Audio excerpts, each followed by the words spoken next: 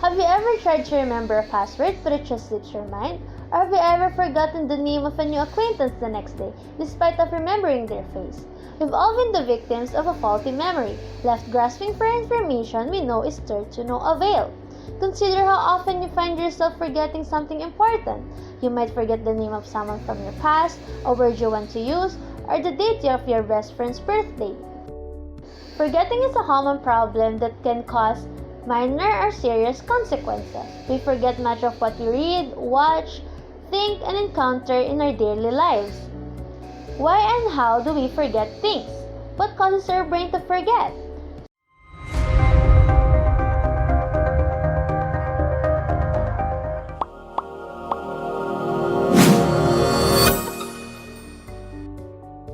Hi everyone, I am Hana Rubio, and today we're gonna talk about the reason behind our forgetfulness. First, the broadest reason we forget is that in everyday lives, we focus on understanding the world and not by remembering it. Memory is profoundly important in retrospectively defining ourselves, but we don't approach new events in the world with the primary goal of remembering them. We appreciate, manage, enjoy, negotiate, confront, praise, love, or even argue, and get through with all in the ways of understanding.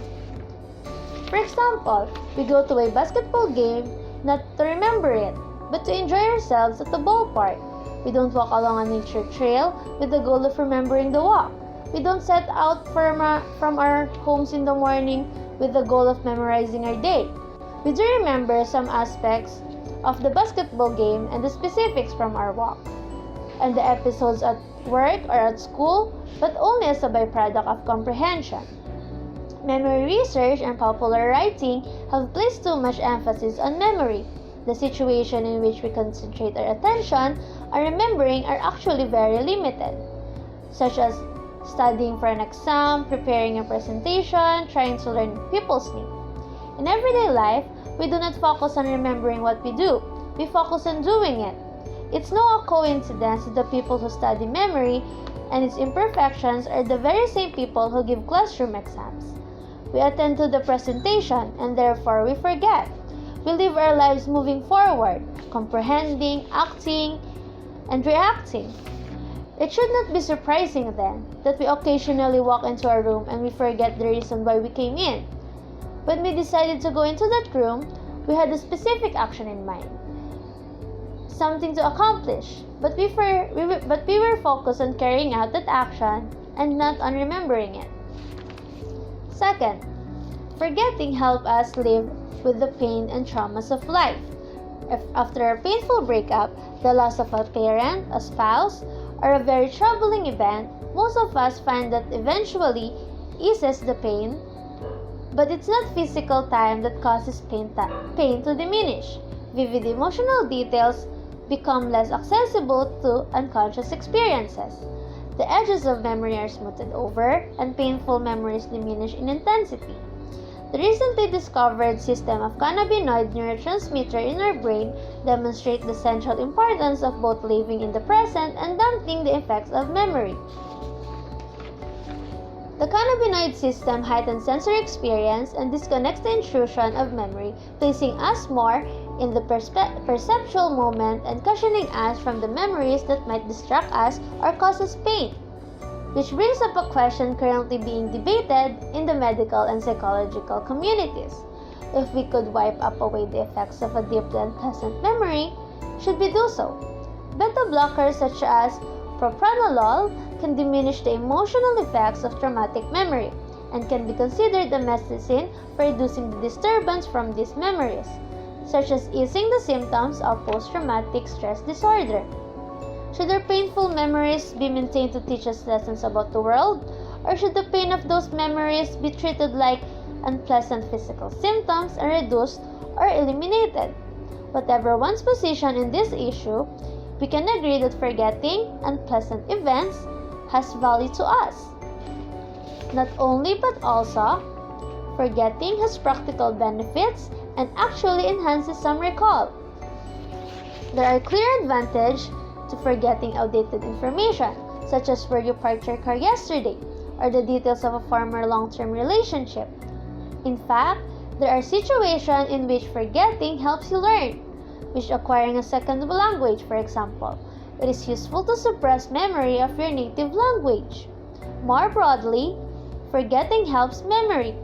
People who are better able to prune away irrelevant events are also better able to remember pertinent events, a phenomenon known as adaptive forgetting.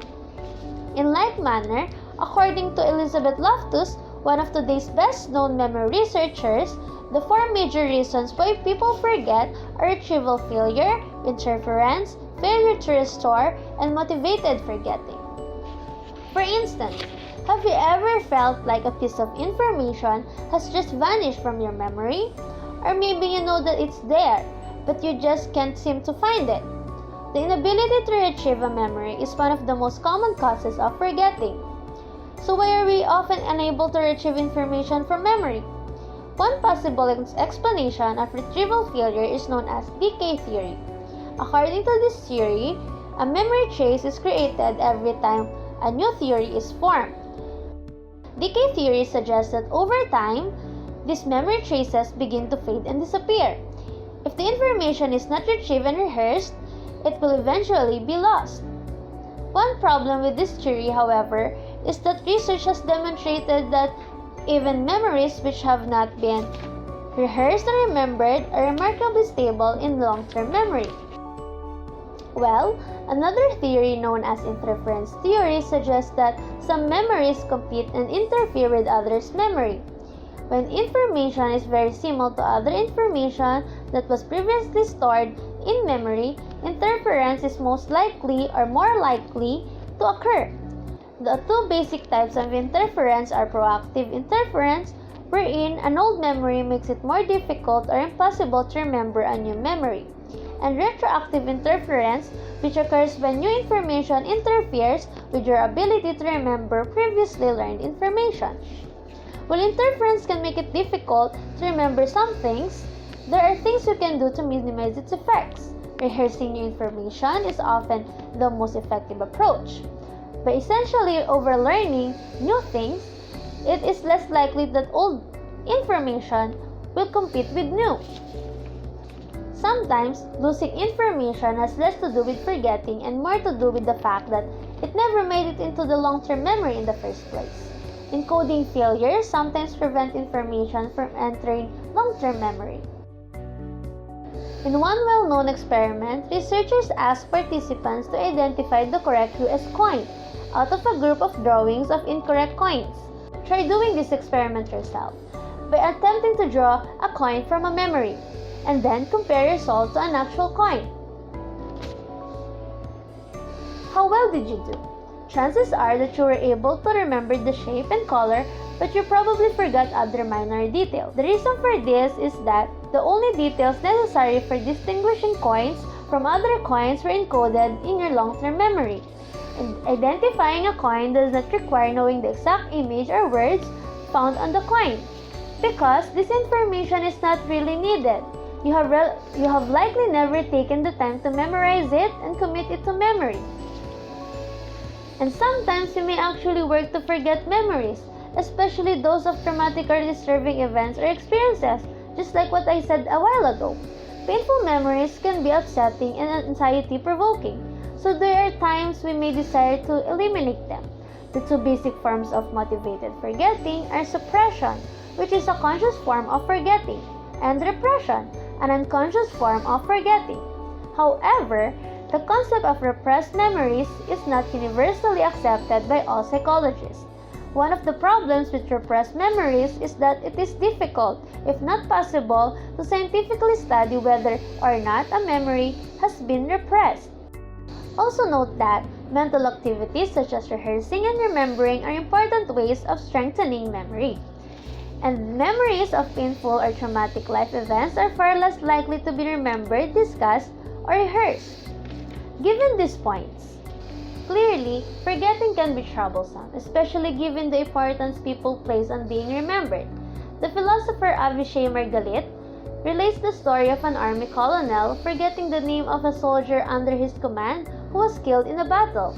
The colonel's simple failure of memory is then treated as a moral failure. and he is harshly criticized. We see milder versions of this situation in our everyday lives, when we momentarily forget the name of an acquaintance or can't recall a particular word. But everyday failures of memory should not be taken personally or taken to heart. We forget a lot naturally. It is not something that you can avoid. Understanding the reasons for it can be useful. Most forgetting is part of healthy memory functioning. Forgetting can be frustrating. It leads to disappointing performance on exams. It forces us to retrace our steps or spend hours looking for a misplaced item. At times, it may embarrass us, but forgetting is necessary. Understanding some of the factors that influence forgetting can make it easier to put memory improvement strategies into practice. Forgetting allows us to experience the world more fully and immediately. It helps us manage the painful events in our lives, and it also encourages to remember what is most important. So, forgetting is not that bad, and it's practically normal to all of us. Thank you.